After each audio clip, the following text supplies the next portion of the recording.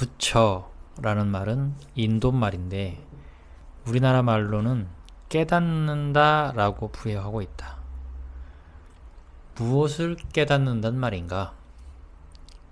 빈손으로 왔다가 빈손으로 가는 인생, 무엇 때문에 왔다가 가는지 그것을 깨닫는다는 말이다.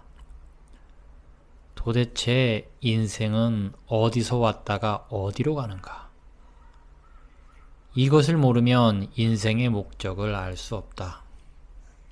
그러므로 불교를 하는 사람들 가운데서 철학, 과학, 문학자가 나와서 철학 박사학위도 받고 과학 박사학위도 받고 문학 박사학위도 받는데, 그래서 요즘 와서는 불교를 종합예술이라 하며 어느 것에나 연관시키지 않는 것이 없다.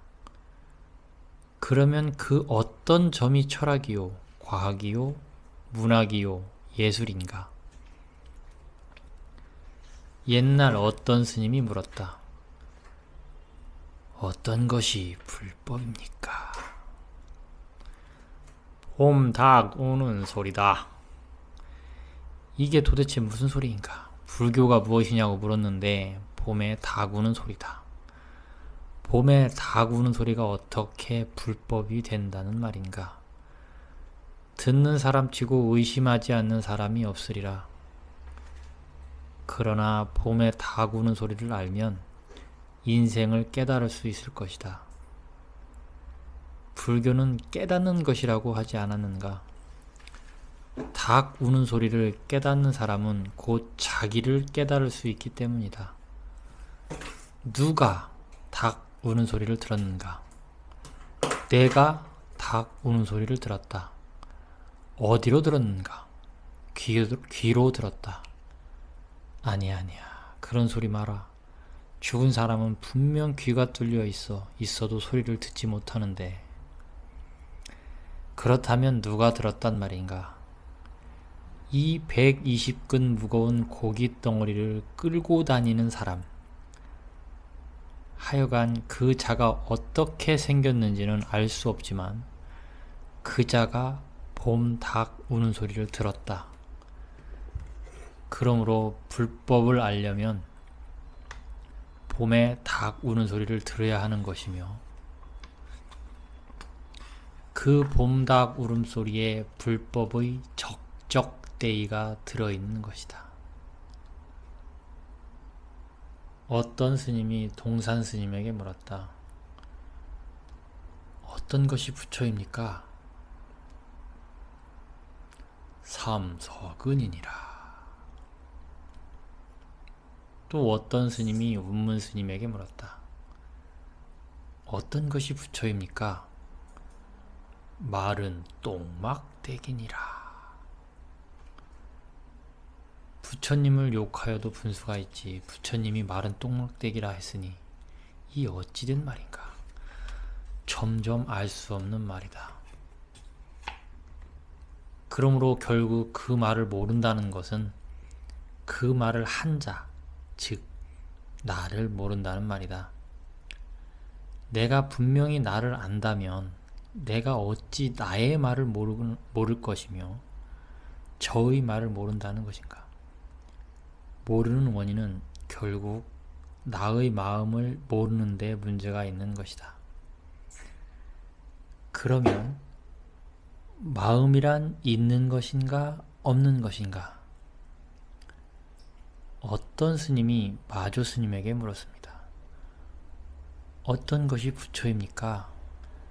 마음이 곧 부처이니라. 어떤 것이 마음입니까? 부처가 곧 마음이니라. 조금 쉬운 말이다. 누구나 할 수 있는 말이다. 마음을 깨달으면 곧 부처가 되고, 부처가 되면 곧 사람은 사람이지만 깨달은 사람이므로 보통 사람이라 부르지 않고 부처님이라 부르는 것이다. 어떤 것이 부처입니까? 마음도 아니요 부처도 아니니라.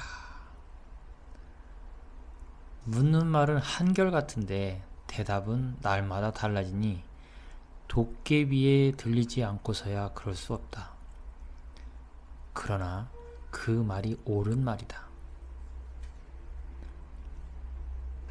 보아라, 여기 주장자가 있고 녹음기가 있고 마이크가 있고 컵이 있다.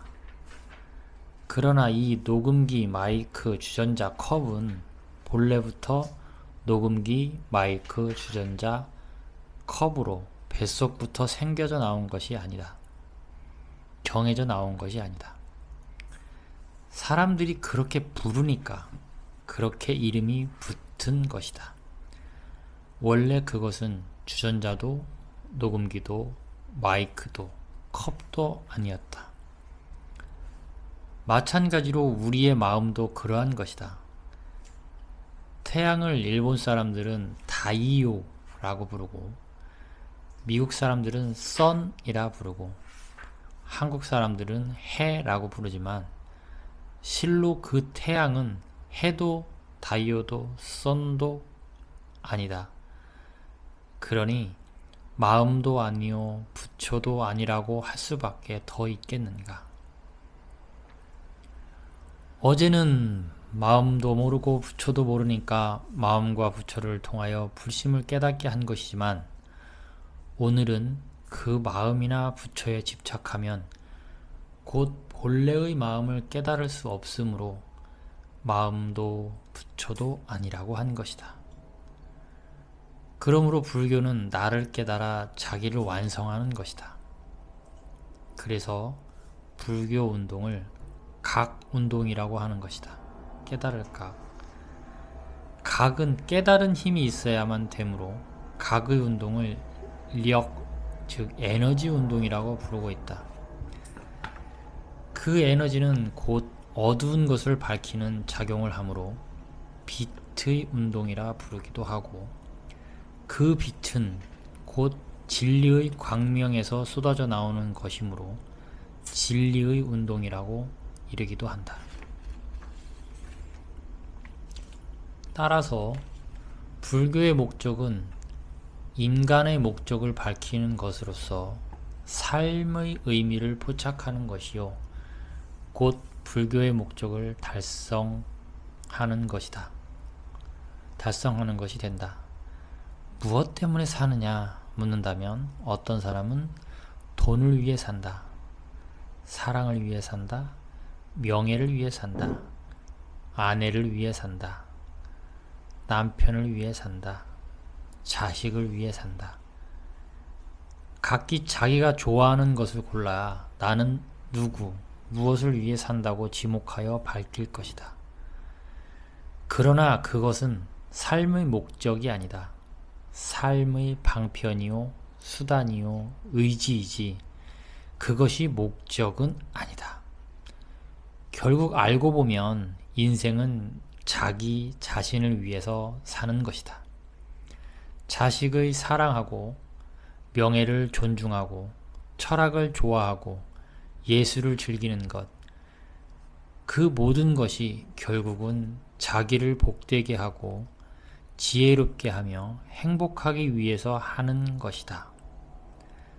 그러므로 자기를 깨닫지 못하고 돈이나 명예나 사랑이나 기타 어떤 것이든 그 노예가 되어 사는 것은 결코 행복할 수 없는 것이다. 임재 스님이 모처럼 발심하여 황벽 스님의 제자가 되었다. 발심이란 최초로 자기를 알고 싶어하는 마음을 일으킨 마음을 말한다. 내가 누구인가? 어디서부터 왔다가 어디로 가는가? 생각해보니 앞길도 막막하고 뒷길도 막막하였다. 아버지의 아버지, 아버지이고 아버지의 아버지, 또 아버지이며 어머니의 어머니, 어머니이고 어머니의 어머니도 어머니여서 캐고 들어가도 결국은 한 아버지, 한 어머니, 아니 차라리 하나님이라고 해버리고 마는 것이 낫겠다고 생각하는 사람도 있지만 그렇다면 결국 그 하나님은 누가 낳은 자식이란 말인가? 계란 속에서 닭이 나오고 닭 속에서 계란이 나와 계란이 닭이요 닭이 계란이라 구분할 수 없는 처지에 놓이면 아버지가 아들 같고 아들이 곧 아버지 같아 전혀 구분할 수 없게 된다. 이런 경지에 들어가서 3년을 꼬박 앉아 찾고 찾았는데도 결말이 나지 않았었다. 입승 스님이 가만히 뒤에서 보니 참으로 답답하기 그지없었다. 저 사람을 어떻게 도와줘야지 생각하고 가서 물었다. 무엇을 그렇게 생각하고 앉았소? 좌선을 하고 있습니다. 문답은 한번 해보았소? 무엇을 알아야 물을 것이 있지요. 허기야 그렇기는 하겠지만은 위해를 갖추고 황벽 스님께 찾아가서 불법의 적적대의를 한번 문의해 보시오. 그럴까요? 그거야 별로 어려운 것이 없는 것 같았다.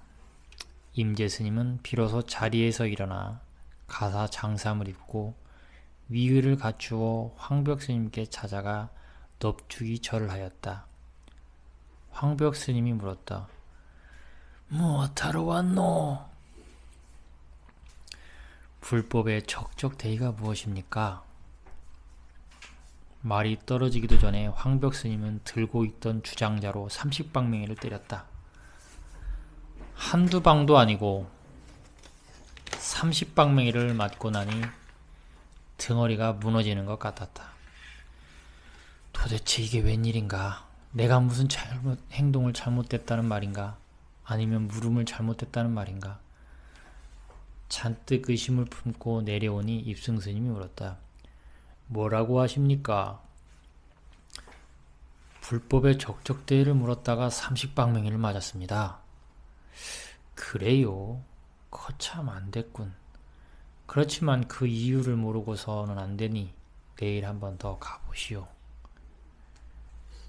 임재상자는 그 까닭을 알 필요가 없다 생각하고 이튿날 또 위의를 단정히 하고 전날과 똑같이 물었다. 그랬더니 또 다짜고짜 30방맹이를 내리쳤다. 키가 8척에 육덕이 좋은 임재이기는 하지만 손머슴 맺히듯 30방맹이를 맞고 나니 정신이 핑 돌았다. 저 영감이 미쳤나? 왜 나를 때리나? 하고 속이 상당히 상하기는 하였지만 아직 그 내력을 모르는 이상 그냥 반기를 들 수는 없는 일이었다. 그것은 이유를 달 만한 틈을 준다면 혹 한번 화를 내볼 여지가 있는데 전혀 짬을 얻지 못한 데다가 또 무슨 말을 했다가 다시 또 더 맞지 않을까 겁이 나서 도망치듯이 뛰어나왔다. 임재는 무척 분했다. 코를 씩씩거리고 눈물을 흘리며 나오니 또 입승이 물었다. 무슨 말씀이 있던가요? 무슨 말씀입니까? 등허리에 피가 맺히도록 맞기만 했습니다. 거참 이상도 하네. 이유 없이 매를 때릴 리가 없는데 3-4번이라 내일 한번 더 가보게나. 그리하여 임재는 3번째 황벽을 찾아갔다. 그런데 황벽은 여지없이 여전히 30방맹이를 내리쳤다. 이언 3일 90방맹이를 맞고 나니 아주 정이 뚝 떨어졌다. 이런 막판에서 무슨 공부냐 하고 그는 바로 지대방으로 들어가 짐을 챙겼다. 입승이 왔다. 이젠 쳐다보기도 싫었다. 무엇하는가? 짐을 챙깁니다. 가야지요. 이런저래서 어떻게 삽니까? 이런 쑥맥 가르쳐줘도 알지 못하니 별 수 없군 하고 혀를 톡톡 찼다. 이 절하고 인연이 없으니 가야지. 그러나 3년 동안 밥만 얻어먹고 떠나게 되었으니 큰 스님께 인사나 하고나 가게 하고 입승 스님이 곧바로 황벽 스님께 나아가 길을 인도해 주시도록 간청하였다. 임재가 떠난다고 합니다. 바른 길을 인도하여 주십시오. 황벽 스님이 아무 말씀하지 않고 있다가 임재가 와서 절하자 물었다. 어디로 갈 것인가? 임제는 화가 난 듯 말했다. 집도 없이 떠나는 사람이 정한 장소가 있겠습니까? 그렇다면 북쪽 대우를 찾아가라. 정작 갈 곳이 없이 떠난다고 하였지만 매우 걱정하였는데 마침 길을 인도하여 주니 매를 때리긴 하였어도 고마웠다. 이렇게 하여 임제는 황벽 스님을 떠나 대우를 찾아가게 됩니다. 오늘의 내용은 여기까지입니다. 다음 편에 임제 스님과 대우 스님의 만남에 대한 이야기를 이어서 해드리도록 하겠습니다. 감사합니다.